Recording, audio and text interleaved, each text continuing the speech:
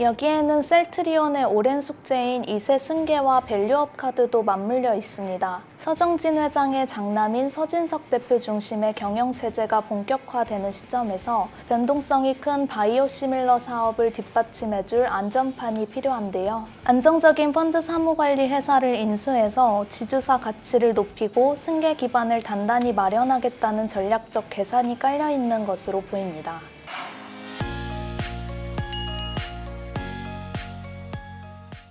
국내 바이오 신화를 쓴 서정진 셀트리온 그룹 회장과 자본시장의 개척자로 불리는 박현주 미래에셋 그룹 회장이 최근 한 M&A 딜을 계기로 주목받고 있습니다. 전혀 다른 길을 걸어온 두 거물을 연결한 건 바로 국내 펀드 사무관리 3위 사업자인 한국펀드파트너스 인수전입니다. 하나금융지주와 워버그 핑커스 등 쟁쟁한 투자자들이 참전한 이번 M&A에 바이오 공룡인 셀트리온이 참여하면서인데요. 셀트리온의 이례적인 행보 뒤에는 어떤 배경이 있는지 더 베리 짚어보겠습니다. M&A부 남지영 기자입니다.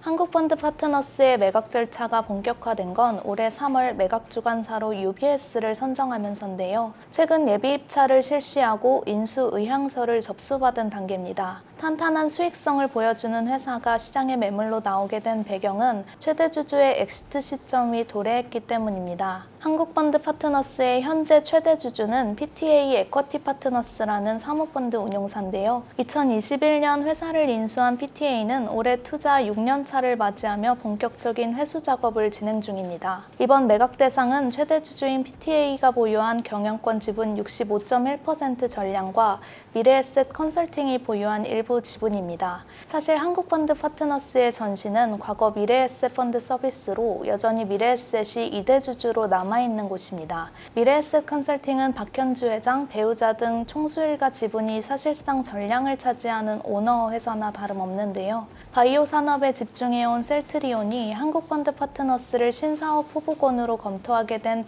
결정적 연결고리도 여기에 있습니다. 시장에서는 셀트리온이 이번 딜에 참여하게 된 배경으로 서정진 회장과 박현주 회장의 오랜 인연을 꼽고 있습니다. 두 사람은 평소 자본시장에서 소문난 절친인데요. 실제로 양사의 동맹의 역사는 꽤 깊습니다. 2016년 미래에셋증권은 서 회장이 개인적으로 보유하던 셀트리온 GSC라는 매출도 안 나는 회사에 200억 규모의 PI 투자를 단행했습니다. 이뿐만이 아닙니다. 2023년 셀트리온 그룹이 지배구조 개편을 위해 사활을 걸고 추진했던 상장 3사 합병 당시 실무를 전담하는 주관사 역시 미래에셋증권이 맡았습니다. 양사는 함께 운용하는 1,500억 규모의 벤처펀드도 보유하고 있을 정도로 여러 차례 협업을 이어왔습니다. 최근까지도 두 회장은 나란히 국민성장펀드 민간공동위원장에 위촉되는 등 산업과 투자 분야에서 인연을 이어가고 있는데요. 이처럼 두 회장의 인연이 셀트리온이 신사업 후보군을 검토하는 과정에서 한국펀드파트너스에 관심을 갖게 된 실질적인 배경으로 풀이됩니다. 두 회장은 단순한 친분을 넘어서 자수성가형 경영인이라는 점에서도 결이 닮아 있습니다. 이런 공통점도 두 사람의 인연을 연결하는 또 하나의 배경으로 해석됩니다. 박 회장은 1986년 동양증권에 입사해 증권업계에서 경력을 쌓았고 증권맨의 길을 걷다가 1997년 회사를 나와 미래에셋 그룹을 시작했습니다. 이후 국내 최초 뮤추얼 펀드를 선보이며 펀드 대중화의 물꼬를 텄고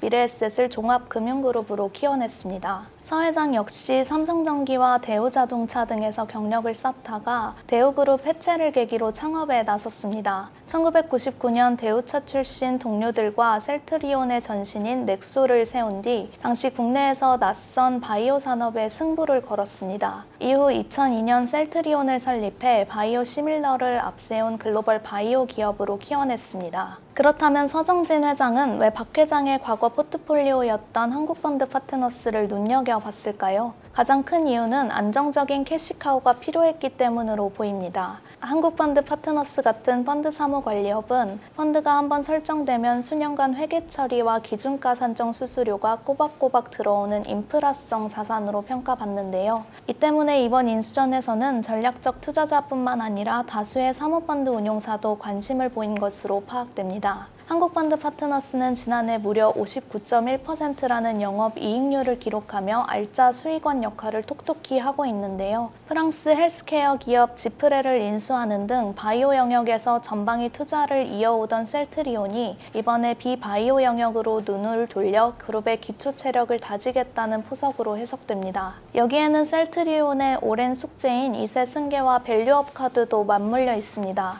서정진 회장의 장남인 서진석 대표 중심의 경영체제가 본격화되는 시점에서 변동성이 큰 바이오시밀러 사업을 뒷받침해줄 안전판이 필요한데요. 안정적인 기업을 인수해서 지주사 가치를 높이고 승계 기반을 단단히 마련하겠다는 전략적 계산이 깔려있는 것으로 보입니다. 다만 셀트리온이 완주하기까지 넘어야 할 경쟁 구도는 치열합니다. 이번 인수전에는 외형 확대를 노리는 하나금융지주뿐만 아니라 글로벌 금융 IT 기업인 SSNC 등의 국내외 대형 기업들이 참여했는데요. 여기에 운영자산 규모가 130조 원에 이르는 해외 대형 사모펀드 운용사 워버그 핑커스를 비롯해 국내 대표 사모펀드 운용사인 스틱인베스트먼트와 JKL 파트너스, 프렉시스 캐피탈, 스카이레이크 등도 예비 입찰에 참여하면서 빅매치로 부상한 상황입니다. 셀트리온은 과연 한국펀드 파트너스를 품고 안정적인 캐시카우를 확보할 수 있을까요? 두 회장의 특별한 인연이 빚어낸 이번 인수전의 향방을 더벨이 계속해서 전해드리겠습니다. 시청해주셔서 감사합니다.